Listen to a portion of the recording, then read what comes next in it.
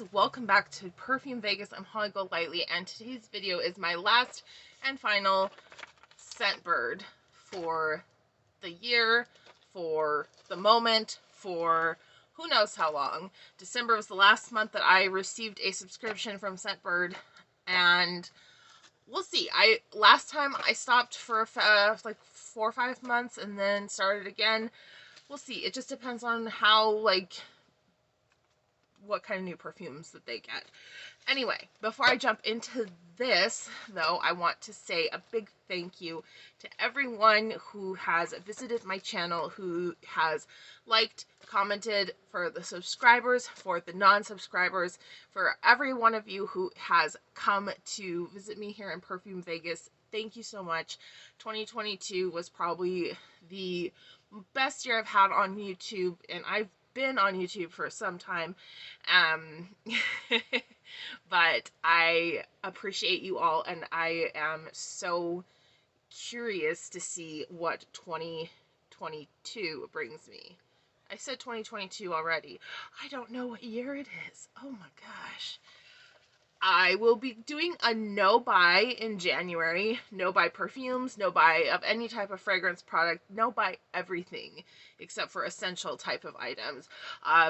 Going forward, I really want to look at the fragrances I have and invest my money in scents that I feel will complement and help complete my collection instead of just buying everything that looks good. I think a lot of us are feeling the same way. In general, the perfume community is starting to feel a bit constraining. There's so many people talking about the same things. But I want to make sure that my space is as hopeful and happy and just generally positive as possible. So going forward, I'm going to be working on videos that accelerate that ideal. So now that you've heard the spiel, let's get into it. So I have 3 scents again from the month of December. So I had 3 items in my queue that I picked out, and one of them apparently went out of stock without me noticing. So they just sent me a substitute. I didn't choose it, but I actually really like it. So there's that one. And then the other 2 were the last few of the ones that they currently have in stock that I was interested enough in to want to keep subscribing. So let's start with those. The first one, if I can find it every time. So the first one is an Etat Libre fragrance. It is Une Amourette, and this has a really gorgeous bottle. It looks like that. This is bright, soaring Neroli quickly turns into a sensual feast of iris, incense, and leather tones. A gliding vanilla note further tempts you into a moonlight or a midnight world where limits are left behind. And the call out notes there are Neroli, iris, vanilla, and akigalawood. So I actually haven't sprayed any of these on me. I've only sprayed them in the air. So yeah, I'm just going to spray it on me. So yeah, definitely woody, vanilla, Neroli. The Neroli and vanilla combined with the woody notes make an almost anisey sort of scent. I'm not really picking up a strong iris presence. Now I am a little bit more. It's more of like a rooty iris and not like a florally iris. So this is a really pretty fragrance. I mean, this is just first impressions. I haven't really given this any wear, but this was one that I've been wanting to test from Etat Libre for a long time, and because they had it, I decided to go ahead and get it. It's probably not one that I would buy a full bottle of. Side note, Etat Libre is discontinuing their 30 ml fragrance sizes, so either stock up on any that you think you might lose out on now, or wait, you know, they'll be hitting the gray market, but the 30 ml size from Etat Libre is just being discontinued. This is probably not one that I would purchase a full bottle of. It's really pretty and it's pleasant. It's very light. It's very unoffensive. So, yeah. It's not the best, but it's not the worst either. Oh, the next one is from the brand Arquiste. And this is probably the one I was most excited about. The one that got canceled on me, the one they ran out of stock was Roja Vetiver, but it was the Elixir, not the Eau de Parfum one. So I was like, whatever, I'm not really that big a fan. So anyway, but this one I was really excited about. So this is Nanban from Arquiste. I love this bottle. I love the Arquiste bottles. Look at my holiday nails. I love the Arquiste bottles. I think they're just sort of classy and elegant design, and this one with that gold juice, that ambery liquid, is so pretty.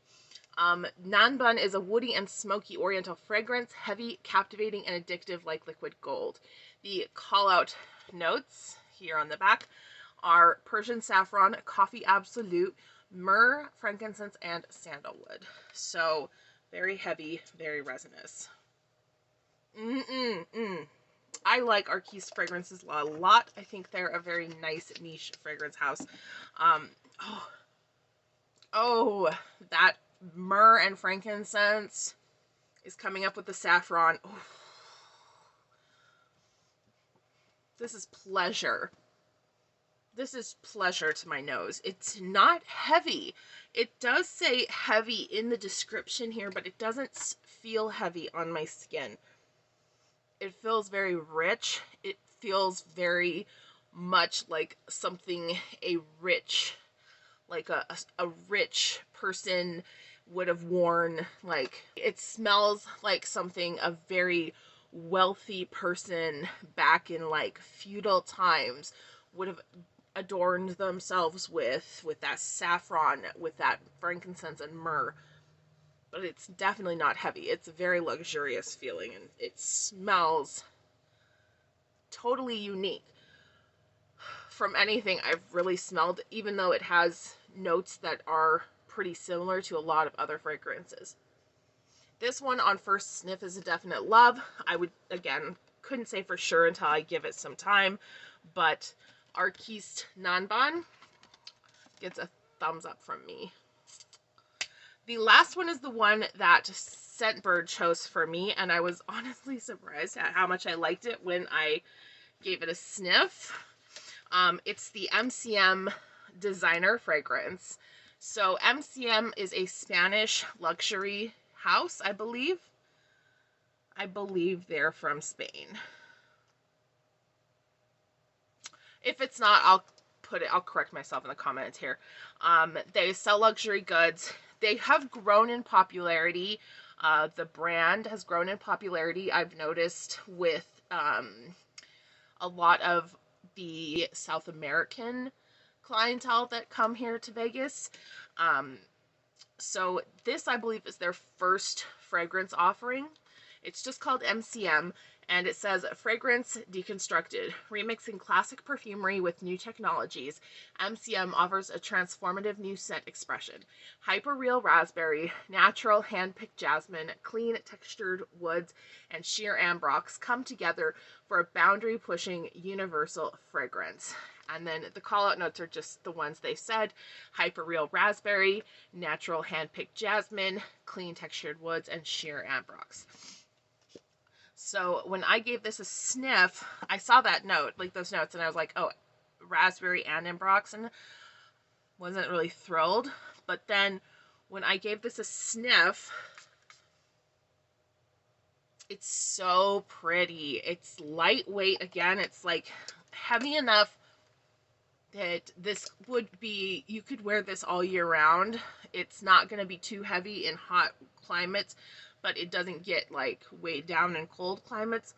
But I think this will really shine in the spring. It's fruity, fresh, floral. It's a really uplifting fragrance. Surprisingly enough, the bottle, this is what the flacon looks like, and I think it's so tacky. This does not evoke the image of what this fragrance actually smells like.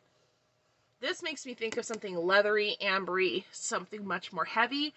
It's not that at all. It's beautiful, clean, light, fresh, florally fruity.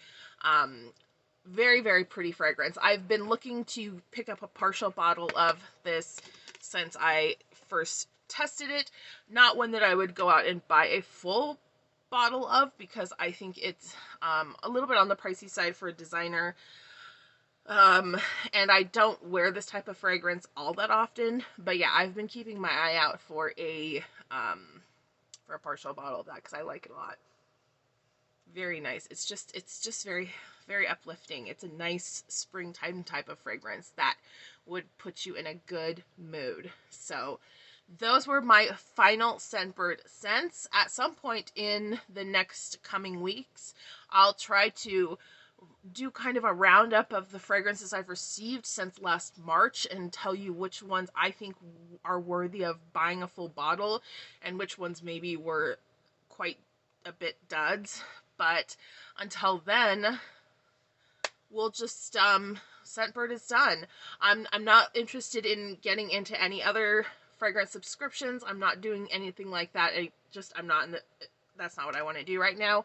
So yeah, let me know if you've tried any of these fragrances, what you think about them. Let me know, especially if you've tried the MCM fragrance and what you think about that, because it was super unique to me. Not unique. It was super surprising to me. So let me know what you think if you've tried that. Coming up in the month of January, I am going to be getting that absinthe fragrance video done. I just did not get around to it. It's been hectic. I haven't even wrapped presents, and I'm filming this on the 20th of December, so it's been hectic. I'm also doing some new therapy and some new stuff in my personal life to improve my mental health. So if I am skipping a week or uploading a bonus video, like, the schedule may not be great going into January and forward. So anyway, I thank you so much for being here. Please subscribe if you haven't already. Let's round out the year on a high note, and I will see you on the next video. Bye!